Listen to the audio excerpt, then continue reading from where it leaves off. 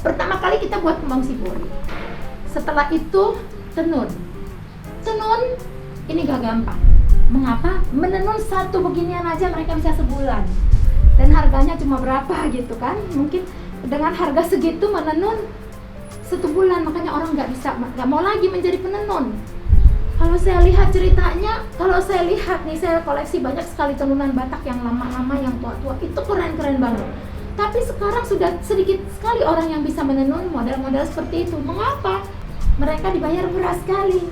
Ya, mungkin sekarang udah banyak juga sih yang empower mereka memberi lebih bagus lagi, dan itu puji syukur ya. Nah, tapi kebiasaan menenun, tradisi menenun itu menurun, terutama untuk tenunan ulos-ulos Batak yang zaman dulu.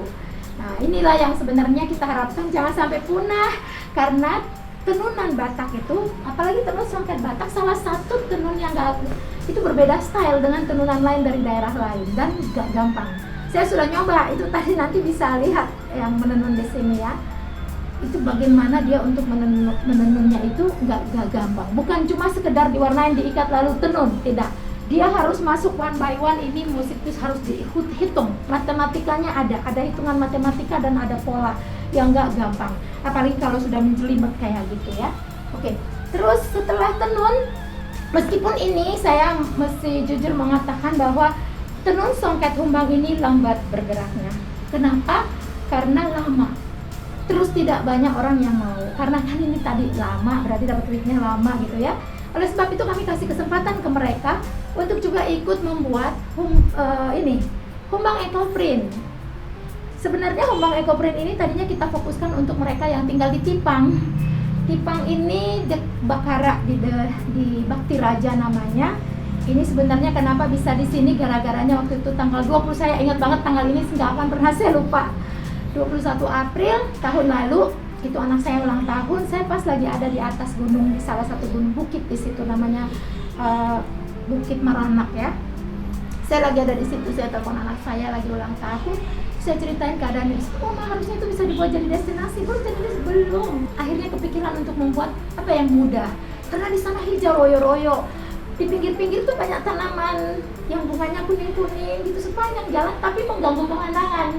Dan itu sebenarnya bukan ditanam gitu, cuma dia jadi ilalang yang tidak ada yang merawat, jadi kelihatannya berantakan. Jadi saya kepikir harusnya di sini banyak daun-daunan yang nggak berguna ini, tanaman-tanaman ini bisa dipakai jadi ecoprint. Oleh sebab itu kita lakukanlah training waktu itu bulan Mei ya, bulan Mei kita lakukan training. Percaya nggak sih, ecoprint menjadi salah satu gongnya di Jakarta Fashion Week, gongnya Humbang Kria Fashion Show ya, di Jakarta Fashion Week tahun lalu. Bulan Oktober. Nah, sekarang ini karya ecoprint ini sudah keren-keren banget. Saya mungkin nanti bisa lihat yang bagus-bagus di situ, yang sudah jadi dress, sudah jadi apa, bagus-bagus banget ya. Ini yang kecil-kecil bisa tunjukin di sini. Nah, sekarang di tengah WFH, ini blessing in disguise. Biasanya mereka yang di Tipang ini harus datang itu naik sepeda motor, jaraknya 35 menit lah ya, sampai 45 menit dari Tipang untuk menuju ke Dolok Sanggul, ke rumah kreatif kita. Tapi karena WFH mereka harus kerja di rumah. Akhirnya saya bilang, bisa nggak? Oh ternyata ada, ya udah kita sewa rumah. Kita sewalah satu rumah di sana, Ryutaro membayar uang sewanya. Terus mereka sekarang udah mengerjakan di rumah itu. You know what? Hari pertama mereka kirim, mereka kerjakan di sana, itu karyanya luar biasa. Mungkin karena saya juga nggak tahu apa airnya atau udaranya atau apa, karena di Dolok Sanggul tuh memang cenderung dingin sekali. Ngebatik aja itu waktu dilorot itu langsung pecah lilinnya, karena memang dingin, airnya tuh kayak kita lagi di luar negeri gitu loh, airnya dingin sekali. Nah, jadi apa yang terjadi adalah sekarang dengan working from home, mereka bikin dari rumah di sela-sela kegiatan mereka, karena mereka semua punya kegiatan lain juga di sana. Itu mereka malah menghasilkan karya-karya yang cakep-cakep banget. Bahkan ada yang dibuat menjadi tas ya, kayak shopping bag gitu, keren-keren ya, dari bahan yang lain lagi. Oke, terus ini sebenarnya belakangan loh datangnya. Sebenarnya yang ketiga setelah tenun songket ini adalah batik seperti yang saya pakai ini. Mungkin saya putar sedikit. kita lihat batiknya. Jadi mereka membuat batik ini juga ada yang motif kopi kayak gini ya, tapi abstrak. Jadi mereka bikinnya itu ya something yang modern ya nggak sih? Coba lihat ya, bentuk-bentuknya itu bukan yang kayak monoton, gambar apa, bukan dicap, ini tulis. Dan setiap karya mereka selalu berganti-ganti, nggak pernah ada yang sama. Kayak saya punya ini, contohnya kita lihat banyak di sini nggak ada satupun yang sama, karena this is really their creativity, dan memang kita lepaskan mereka untuk ayo buat sekreatif-kreatifnya gitu. And it turns out waktu kita bikin menjadi jas, baju atau apa, itu jadi keren-keren sekali ya.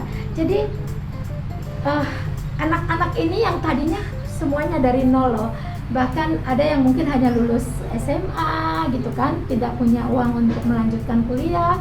Nah sekarang mereka bisa mendapatkan income. Terus terang yang paling produktif saat ini adalah yang mengerjakan batik, karena mungkin lebih mudah juga ngerjainnya daripada tenun. Pasti paling susah, dan shibori ada kesusahannya sendiri karena teknik bisa gagal kalau di teknik pewarnaan. Cuma enaknya kalau di shibori itu dia kerja tim. Setiap karya shibori itu nggak ada yang dikerjakan oleh satu orang dari A sampai Z. Demikian pula dengan humbang shibori. Jadi ini semua kerja tim. Itu sebabnya kita, kecuali tenun ya, kalau tenun itu kerja sendiri, kecuali pewarnaan, karena mereka kadang-kadang mewarnai benang bersama-sama. Jadi mereka nanti misalnya pergi kemana, ke taman, ke ladang, bukan ladang ya, taman yang terbuka gitulah ya, wild field gitu kan. Mereka lihat tanaman-tanaman yang kita sebut apa kayak sampah lah, udah terlalu banyak gitu, dipotong, itu dibawa pulang untuk menjadi pewarna alam. Dan biasa mereka akan mewarnai benangnya lalu ditenun atau dipakai juga untuk eco print.